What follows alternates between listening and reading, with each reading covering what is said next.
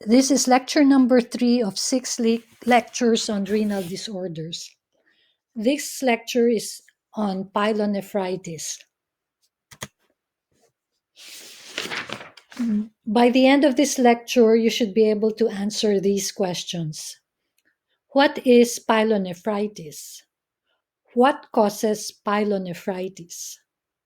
What are the major risk factors for pyelonephritis? What are the signs and symptoms of pyelonephritis? How is pyelonephritis diagnosed? How is pyelonephritis medically managed? And what are the complications of pyelonephritis? What is pyelonephritis? A urinary tract infection, or UTI, is a general term that refers to inflammation of the bladder and or kidneys, and almost always caused by bacteria that moves up the urethra into the bladder. Viruses and fungus can also cause urinary tract infection, but quite rarely. If the bacteria stays in the bladder, this is cystitis or bladder infection. If the bacteria go up to the kidneys, it is called kidney infection or pyelonephritis. So in other words, pyelonephritis is kidney inflammation. What causes pyelonephritis? Almost always the cause is bacteria, and the most common causative organism in pyelonephritis is E. coli. What happens is the bacteria travel up from the urethra into the kidneys and begin to multiply in the kidneys, causing inflammation. What are the factors that would predispose one to have pyelonephritis? Number 1 is sexual activity in women. This Colgan article, 2011 article, specifies sex three or more times per week during the last 30 days.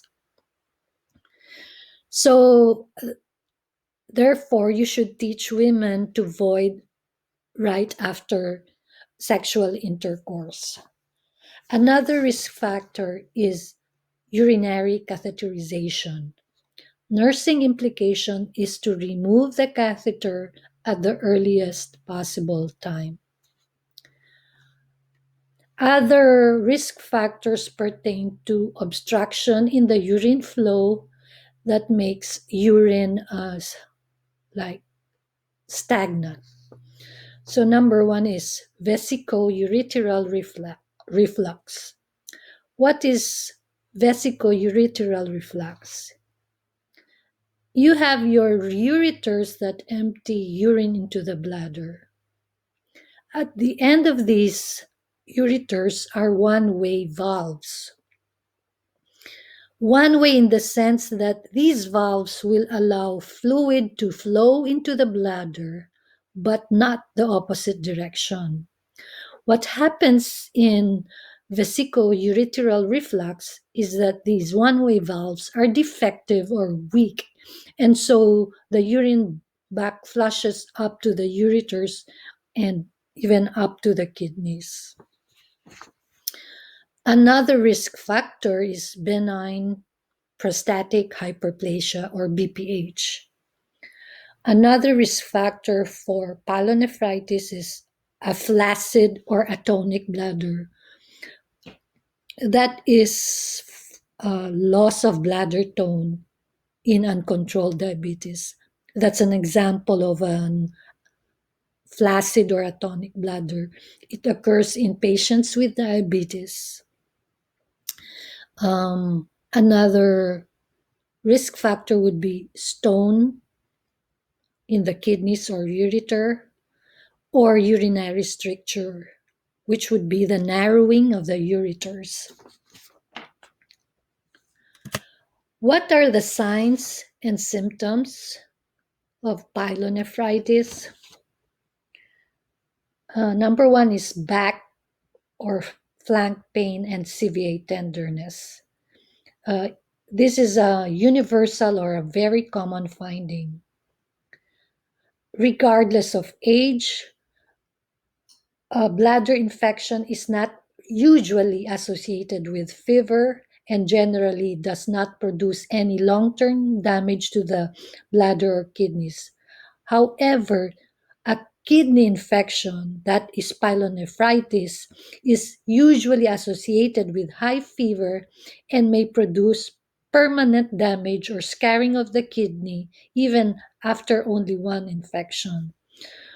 So, to repeat, a bladder infection is not usually associated with fever, but a kidney infection is usually associated with high fever.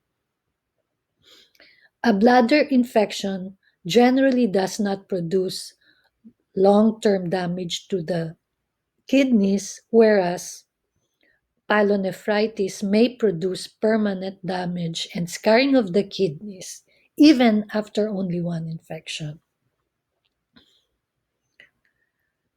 So, what are the other signs and symptoms of pyelonephritis? Symptoms of UTI, which would be frequent, painful urination and urgency.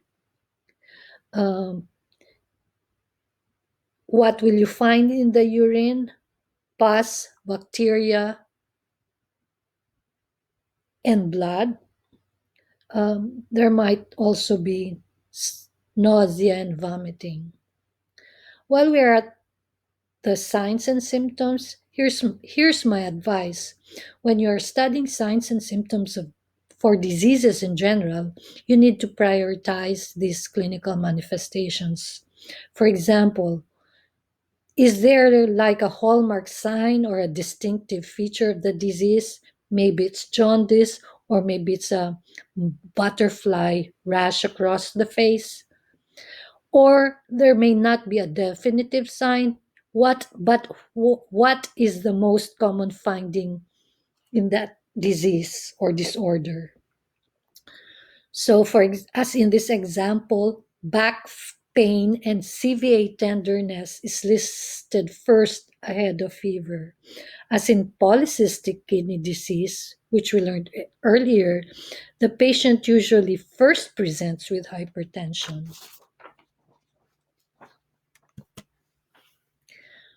How is pyelonephritis diagnosed? Well, there's history of flank or back pain, fever or chills, and UTI symptoms. Upon physical examination, there's costovertebral tenderness or CVA tenderness. Urine would have leukocytes or W casts. Bacteria, pus, and blood. CBC would reveal leukocytosis.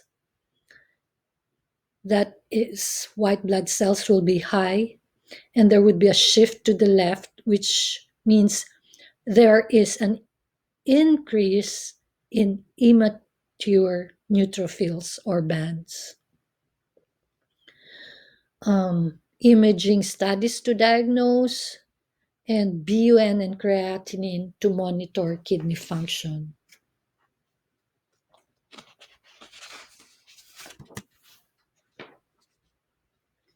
How is pyelonephritis managed?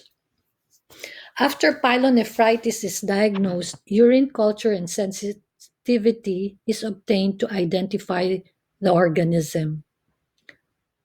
CNS is important in selecting the antibiotic agent that will eliminate the specific antigen and avoid the use of stronger or broad range antibiotics that will increase the risk of antibiotic resistance. Antibiotics for the causative organism, some of the more common ones are the fluoroquinolones, such as ciprofloxacin or Cipro, trimethoprim sulfamethoxazole or Bactrim, which is contraindicated with patients with sulfur allergy.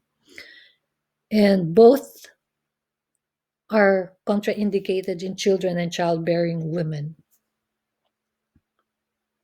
And if there are frequent infections, it's treated prophylactically with low dose antibiotics.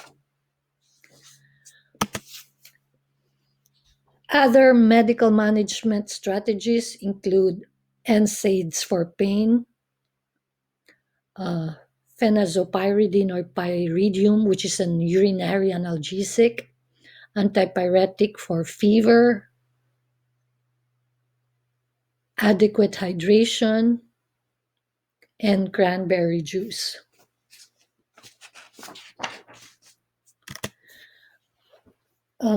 What are the complications of pyelonephritis? Recurrent pyelonephritis or poorly treated pyelonephritis can lead to scarring and lead to chronic kidney disease. Another complication is urosepsis. Bacteria can migrate from the kidney into the bloodstream and cause urosepsis. Signs and symptoms of urosepsis include change in mental status, oliguria, hypotension, tachycardia, tachypnea, leukopenia, and fever. So the nursing consideration is when you're taking care of a patient with pyelonephritis, early recognition of the signs and symptoms of urosepsis is key. Um, that's the end. This ends lecture number 3 on renal disorders. Please read your textbook and move on to lecture 4, which is the lecture on acute glomerulonephritis. Thank you.